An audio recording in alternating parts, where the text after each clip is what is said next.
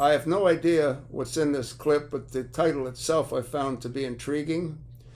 It plays for 13 minutes and 42 seconds, put up by Anti-Republican. Title, Trump proven guilty by 3 new shooting pictures.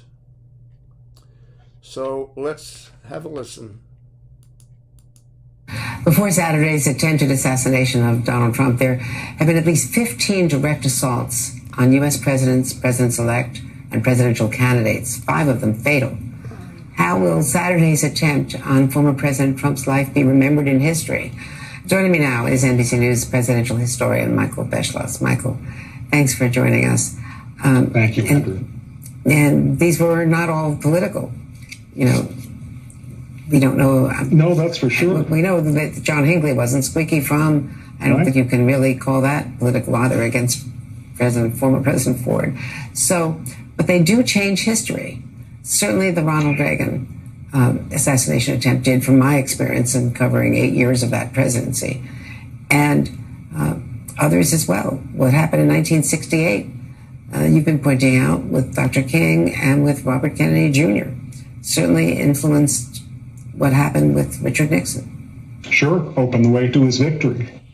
Yeah, I think that's true. There are a lot of emotionally disturbed loners, and we don't know yet what the motive of the accused shooter was. I hope we find that out. That will help. And we also don't know what the result of this is going to be, if there is an impact on history. But, you know, I wish I could tell you and our friends watching, Andrea, that no assassin can change the course of history, and that should be our goal. But you look at history, and they really do.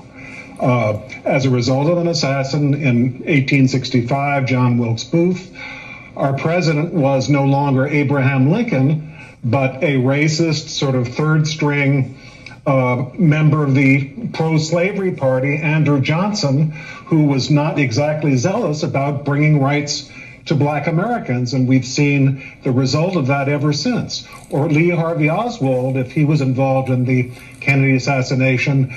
If he was, we do not to this day, and there's considerable evidence, by the way, know what his motive might have been. He denied that he had committed the crime until he was himself murdered 2 days later. So if assassin does change the course of history, and in Oswald's case, or whoever else may have been involved, and I have no theory, that was a case in which Lyndon Johnson became president instead of JFK. We got into the Vietnam War mess, 550,000 Americans in Vietnam at the peak, 60,000 killed. I think that's not a mistake that John Kennedy would have made. So that was a big effect on this country. The shock of what happened this weekend, the fact that it was so close, you know, inches, and actually Donald Trump doesn't usually have slideshows or images, and he was pointing to one, which was unusual for this rally. So that he turned his head, I mean, it could have been so much worse. And absolutely, it's got to be a wake-up call to security, but also to everyone in America at what the vulnerability is of our system. Yes, and I think, you know, we can look at the assassination attempts that you rightly mentioned that have occurred, but let's take a look someday when we have access to them. It'll be long after I'm around, when we find out actually how many threats there were against presidents and people who were running for president in the last 30 years. I would bet you there have been a lot, and probably a rising number, and probably the Secret Service and its allies have done an amazing job in defeating almost all of them, but obviously almost all is not good enough. Yeah, and we know from a lot of our reporting that the threats, the racist threats in 2008 just were, you know, completely out of control. Totally. And we still managed to elect the first Black president who, you know, successfully had a presidency. At least he was not vulnerable to attack for 8 years.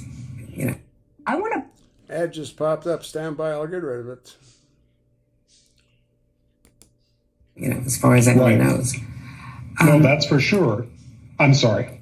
No, pick up on your thought as to where we are today. We have both the President of the United States and the presumptive Republican nominee, whose roll call will be, held later today, we believe, both calling for unity. At the same time, we have people around them on both sides, still with hot rhetoric.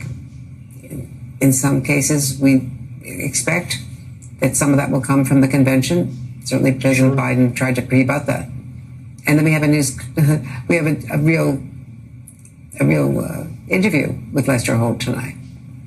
Right, which we're looking very much forward. He's doing at the White House today. Yes, here's a case where there is a rising number of emotionally disturbed loners in this country for all sorts of social reasons that we both know. They can sometimes be incited by hot rhetoric in a hot campaign.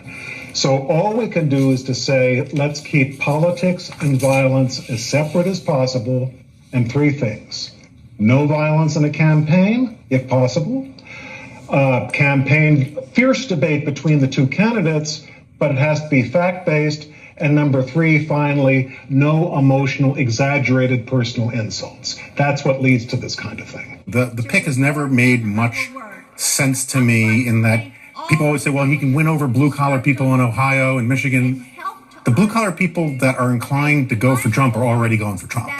And J.D. Vance is not the guy to win them over, and he's certainly not the guy to win over skeptical suburban housewives or any of those that crowd.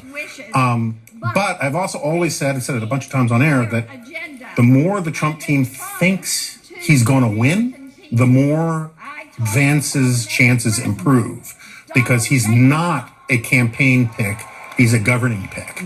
To put in much more serious MAGA people in all of those positions in government that, like Mike Pence did a lot of good work doing. And that spells a real change for the Republican Party going forward if that's the case. This is a scary dude.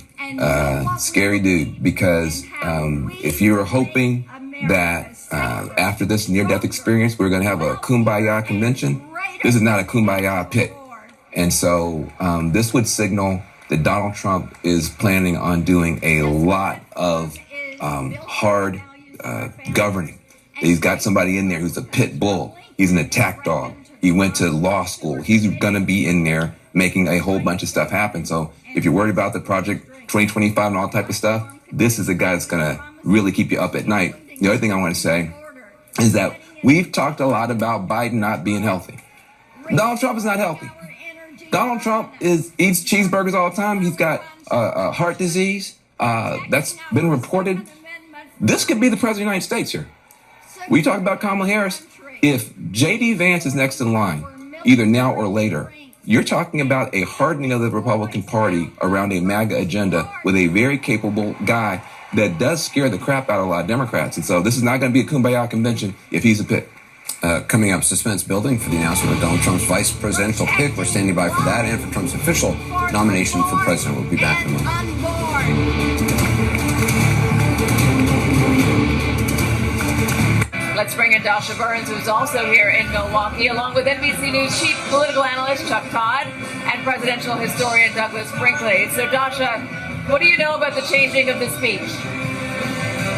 I mean, look, Katie, the basic run of show here hasn't changed, right? But everything about the tone, the tenor, and the spirit of this entire convention, including the former president's speech, has absolutely changed in spirit, in tone, and in tenor. This was going to be a very classically Trumpian event. His speech, as he told the Washington Examiner, was going to be, he said, a humdinger. It was going to go after Biden. It was going to do all of the things that we've come to expect from the former president at his rallies. The event was going to be, raucous, at times potentially incendiary, as we've seen at these events. That now seems to be something that the former president and his team themselves are trying to tamp down. Here's one of his aides today. Listen. this is a moment in our country's history where we're in a tinderbox. There's so much political division. There's so many people who are hurting from the economic woes, that are hurting from the chaos at our southern border. You look at the families of Lake and Riley or Rachel Moore, and people have been impacted by this border invasion. We have to go and put our country in a different direction. We have to come together. Savannah, the disunity and the unrest that's happening at the national level just simply isn't good. If you Ad just popped up. I'll get rid of it. For the country, it cannot persist. We have to come together in this moment. And of course, this has impacted everyone that's been watching. Everyone is feeling. You know, the title of this clip, I think it's just clickbait. Trump proven guilt by 3 new shooting pictures. I haven't seen one yet, have you? We're almost through with it. It's got another 3 minutes. It's damn clickbait. Affected this in some way or another, but Katie, I got to tell you, I was there, and in talking to the people who were there, I mean, there is something indescribable about actually going through that experience. And if you're the former president and that bullet was inches, perhaps centimeters away from a lethal shot, that can have a serious and deep impact on a person. And it seems that he is leaning into that and walking into a different version of himself. We'll have to see how this transpires over the next few days, but the signs point to a very different type of event. Yeah, Dasha, we heard over and over and over again as I was covering this weekend from people who were there. Obviously, they were shocked. It's a horrible experience to have to go through, but I was struck by one woman who said she decided to get in her car and drive to Milwaukee. She's not a delegate. She just wanted to go as a sign of support, so was going to drive from Pennsylvania. And I'm wondering how the people attending the RNC, the delegates, the people you've been speaking to, are reacting to what happened. I mean, everyone is thinking about this. Everyone is talking about this. And a lot of people echoing the former president's call for unity. Take a listen. It's a time to unite, whether you're a Republican, Democrat, Independent, Black, White, Asian, I don't care. But something like that is inexcusable, and I hope I never have to see it again. We should all be disturbed by the violence and the magnitude of violence in that regard, as far as assassination or shooting someone. I don't care if you're a Democrat or Republican. Everyone should be bothered by what happened yesterday. I think the divisive rhetoric in this country needs to come to an end. I think we need to come together as a country and really realize, hey, let's debate the issues, let the vitriol cease.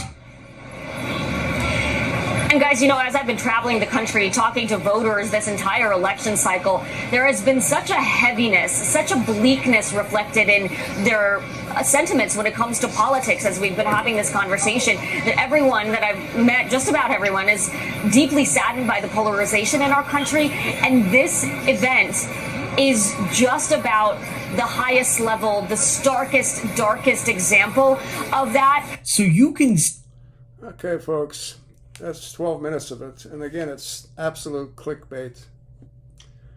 It's just disgusting when they do things like that. And this guy's got 418,000 subscribers.